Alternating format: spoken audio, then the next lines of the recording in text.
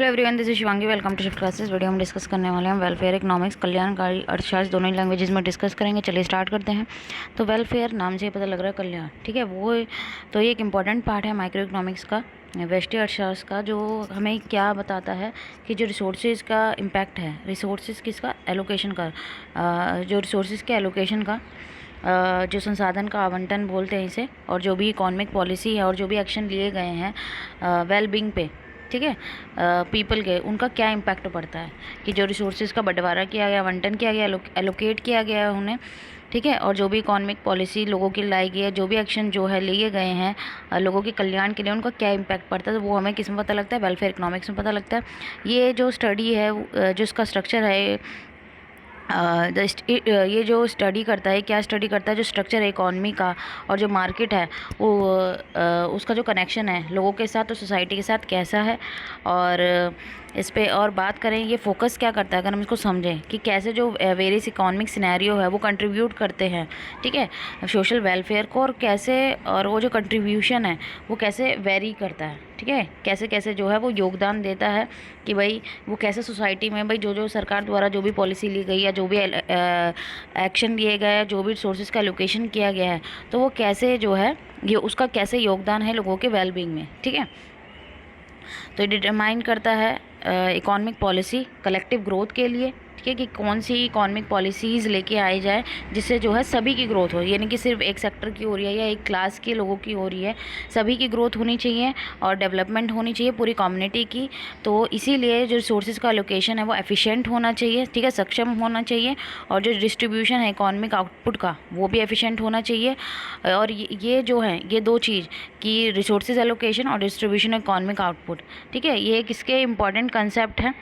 किसके? Welfare economics के, क्योंकि रिसोर्सेज का एलोकेशन जब अच्छे से होगा और जो भी इकोनॉमिक आउटपुट है, ठीक है, चाहे वो गुड है, वो सर्विसेज है, उनका जो डिस्ट्रीब्यूशन है सही तरीके से किया जा रहा है, तभी तो एक इसका हमें पता लगेगा कि जो देश है उसका जो ग्रोथ है वो डेवलपमेंट अच्छे से हो रही है, और उससे क्या होगा कि समाज का जो क्या हो रहा है, कल्याण हो रहा है, ठीक है। तो हमें वेरियस एस्पेक्ट जो है वेलफेयर इकोनॉमिक्स के, वेलफेयर सिस्टम के, वो हेल्प करते हैं इकॉनमी किस किस में, जो इकोनॉमिस्ट है वो एवेल्यूएट करते हैं क्या पब्लिक फाइनेंस को, गवर्नमेंट पॉलिसी को और वेलफेयर स्कीम को। अब हम बात करें कि यहाँ पे रिसोर्स एलोकेशन जो है, जो प्रोसेस है in connection with the invisible hand theory, और हम बोले कि जो फोर्स है गवर्नमेंट इंटरवेंशन का, तो यहाँ पे तो हम जनरली बात करें कि भाई जो रिसोर्सेज का एलोकेशन है, कि जो ये प्रक्रिया है रिसोर्स के एलोकेशन की, संसाधन के आवंटन की, ये किसके किसके फोर्स से होगा? गवर्नमेंट के इंटरवेंशन से, ठीक है, गवर्नमेंट का इंटरवेंशन होगा जब भी जो है इनका जो बंटवारा है वो ढंग से होगा, इनका जो आवंटन है। तो जो केन्जियन इकोनॉमिस्ट है वो हमेशा सपोर्ट करते हैं गवर्नमेंट का इंटरवेंशन, ताकि जो इकॉनमी है वो स्टेबलाइज रहे, स्थिर रहे, ठीक है, और जो न्यू क्लासिकल इकोनॉमिस्ट है वो फेवर करते हैं इनविजिबल हैंड कंसेप्ट का, ठीक है, कि गवर्नमेंट का इंटरवेंशन नहीं होना चाहिए।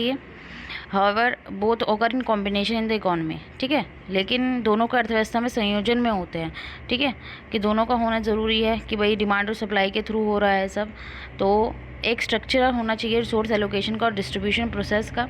तो एक सिंपल वेलफेयर इकोनॉमिक एग्जांपल हम देखते हैं, एक कंट्री है जो सोचती है अपने सोसाइटी के लिए, सिटीजन के लिए, बेटरमेंट के लिए, जैसे गवर्नमेंट डिसाइड किया कि वो अपनी इनकम जो है लोगों की सोसाइटी के बेटरमेंट के लिए जो है खर्च करेगी। तो सरकार की इनकम कहाँ से होती है? टैक्सेस से होती है, जो उनका रिवेन्यू होता है। तो अब सरकार कैसे कल्याण कर रही है लोगों के लिए, कैसे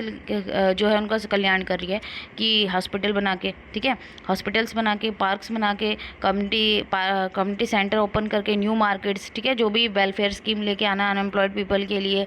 और ऑल सिटीजन्स के लिए, बहुत सारी चीज़ें जो हैं, जो किसके फंड, उन पे खर्चा करना जो वेलफेयर के लिए, ना कि जो नॉन वेलफेयर प्रोजेक्ट्स हों, ठीक है। तो इम्पोर्टेंस भी देख लेते हैं हम इसकी, कि इसका इम्पोर्टेंस क्या है वेलफेयर इकोनॉमिक्स का।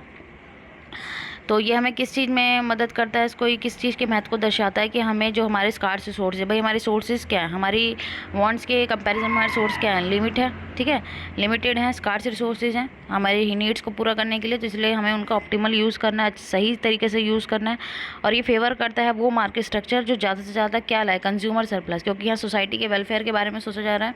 तो कंज्यूमर सरप्लस ठीक है, और प्रोड्यूसर सरप्लस, क्योंकि सोसाइटी में कंज्यूमर्स प्रोड्यूसर दोनों ही रहते हैं, तो दोनों का ही मैक्सिमम सरप्लस होना चाहिए।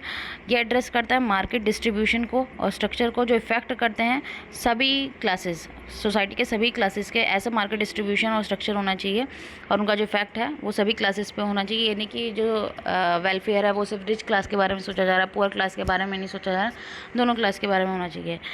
तो ये इंश्योर करता है कि जो भी डाइवर्स प्रॉब्लम एड्रेस की गई है उन्हें सॉल्व करना रिसोर्सेज एलोकेशन के थ्रू, ना कि एलोकेट करके रिसोर्स, ठीक है। और फाइनेंस को टू एरिया ड्रायर नीड और कैन फिक्स दैमसेल्फ, कि वो अपने आप हो जाएंगे, ठीक है। उनको अपने आप छोड़ देना कि वो अपने आप यहाँ पे प्रॉब्लम को एड्रेस करके भाई देखना और फिर उसको सॉल्व करना। और इसमें हम किसको देखते हैं कि और किसकी नीतियों का प्रभाव है, यहाँ पे हम देखते हैं कि public finance, cost benefit analysis और जो इम्पैक्ट है गवर्नमेंट पॉलिसी का, इसके अंदर हम देख सकते हैं। और यहाँ पे जो पॉलिसी प्रायोरिटाइज होनी चाहिए और वो टूल्स जो गाइड करने के लिए, सिस्टम को मेंटेन करने के लिए, बैलेंस बिटवीन ऐसी पॉलिसीज़ और टूल्स को लेके आता है जो गाइड करता है सिस्टम को, ताकि बैलेंस बना रहे सोसाइटी और सिटीजन के बीच में। जो पॉलिसी है वो ऐसी होनी चाहिए जो पॉजिटिव इकॉनमी है, ठीक है, और उसका जो पोटेंशियल है उसको लेके आए, और जो सोशल आउटकम है सोसाइटी के लिए वो लेके आना चाहिए, ठीक है। तो पॉलिसी इस तरीके की होनी चाहिए।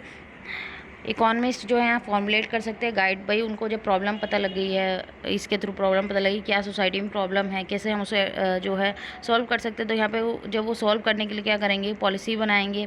और पॉलिसी को गाइड करेंगे कि भाई फ़ंड को किस तरीके से एलोकेट करना है। अच्छा ये समस्या है भाई, मान लो बेरोजगारी की ज़्यादा समस्या, तो किस तरीके की जो पॉलिसी है वो बनाई जाए। देखा गया कि भाई इस देश में बेरोजगारी की समस्या है, गरीब की ज़्यादा समस्या है, तो उसे कैसे जो है दूर कर सकते हैं, ठीक है। तो वही, और फंड्स का हम किस तरीके से लोकेशन करें कि भाई जो अनएम्प्लॉयमेंट है वो ख़त्म हो जाए, गरीबी है जो वो ख़त्म हो जाए।